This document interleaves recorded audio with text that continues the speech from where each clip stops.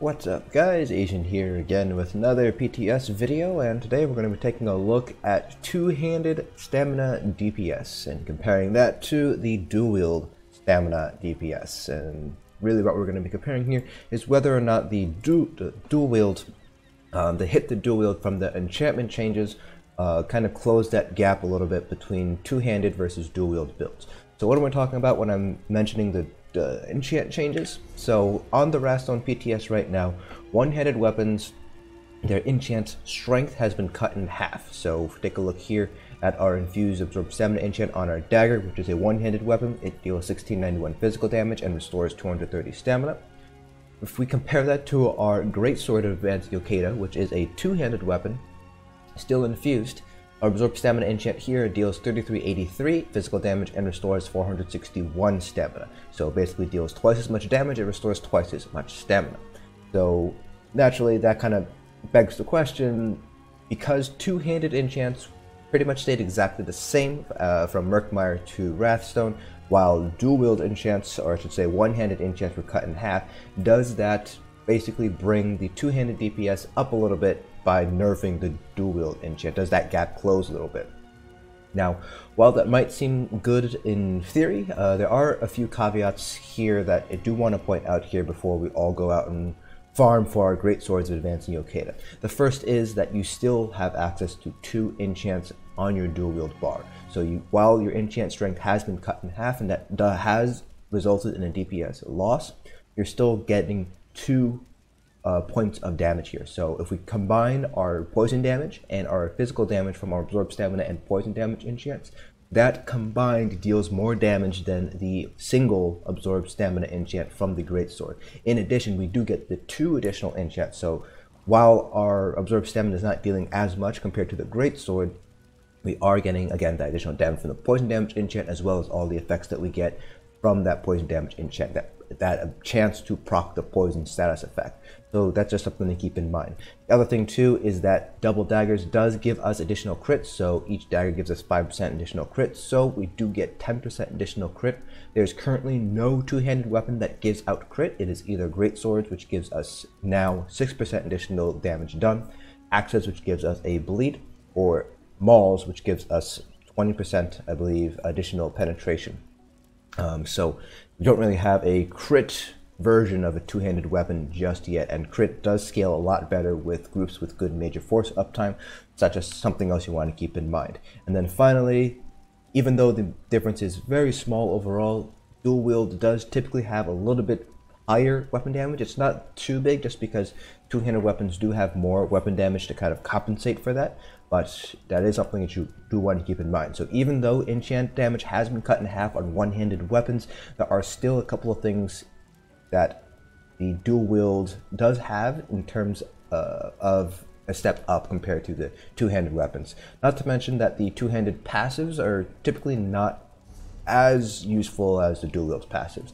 So the two-handed passives here is forceful, which basically gives you a little bit of splash damage on your light and heavy attacks. Heavy weapons, which is basically the same thing as twin blade and blunt. Balance blade, which is your typical reduce the cost of abilities under this line. Follow-up, which is basically whenever you deal damage with a heavy attack, your next direct damage attack deals additional damage. We're not really going to be using heavy attacks, at least not with the rotation that I was using on a Nightblade, so this is pretty much a useless passive. Then Battle Rush, which increases your stamina regen by 30% for 10 seconds after killing a target. While this is pretty decent for trash and boss fights without any adds, this is pretty much, again, a useless passive. So you basically have two useless passives here. Dual wield passive, on the other hand, you basically have a kind of execute for your dual wield abilities. You have dual wield expert, which increases weapon damage, so that's why dual wield typically has a little bit higher weapon damage compared to two-handed. Controlled flurry, this is the typical reduced cost. Ruffian, 10% damage bonus when attacking stunned, immobilized, oriented, or silenced enemies.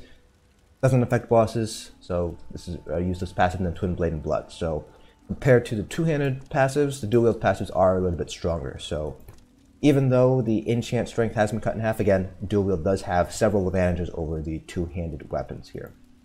So in terms of testing all of these things out, it's a little bit hard to draw one-to-one comparisons. So I decided to go with the quote-unquote best setup for both dual wield and two-handed.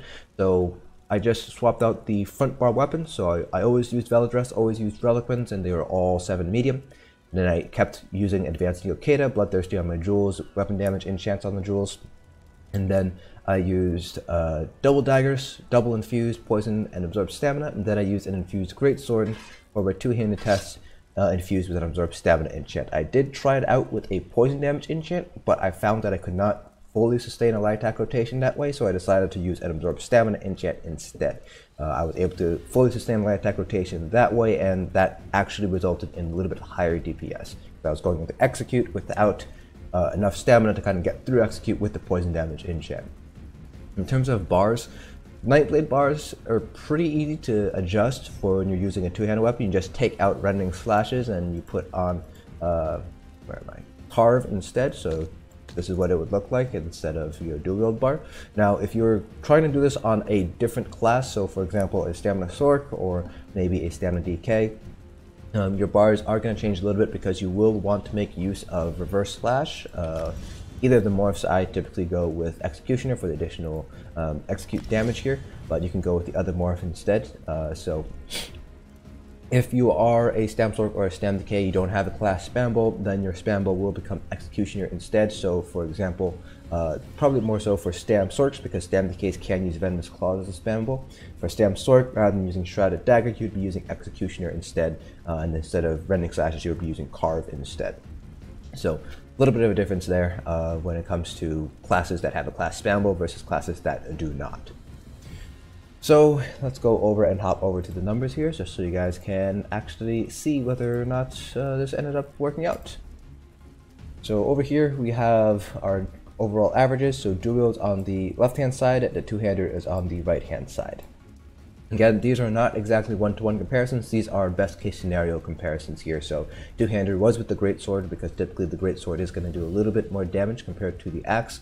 Also, the axe bleed is unaffected by resistances, so I didn't want to skew the results a little bit too much. That's another reason why if you're going with like a dagger axe, your solo parses are going to be a little bit higher compared to dagger, just because that axe bleed does completely ignore resistances. So our dual wield pulled an average of 51.3k, while our two-handed pulled an average of about 48.7k, and that was about a 5% difference in DPS. So it does seem like, yes, the dual wield overall damage has dropped a noticeable margin. It's about 2k to 3k drop from solo parses, based on what I've seen being flooded around, the parses that I've seen flooded around.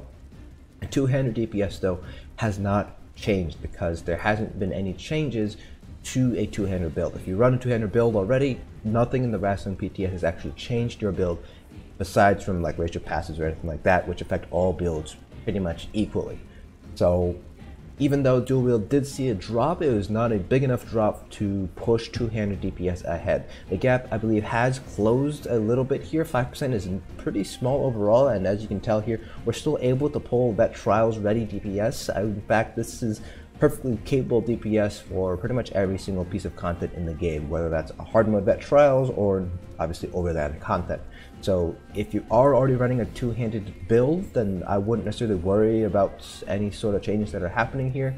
And yes, even though dual wield was nerfed, dual wield is still going to be the better option for stamina DPS because of all those advantages that I mentioned earlier in the video. So that is it for this video. Hope you guys found this informative. Let me know down in the comment section below if there's anything else that you would like me to test. I know I've been doing a lot of tests on stamina DPS, and that's just because the changes that were made in the Wrathstone PTS largely affect stamina DPS more than they do magic DPS. So I will eventually be doing tests with magic DPS, but for right now, I kind of want to narrow down what is going to happen with the stamina DPS meta with the Wrathstone DLC. Again, hope you guys found this video informative, and I will see you guys in the next dungeon.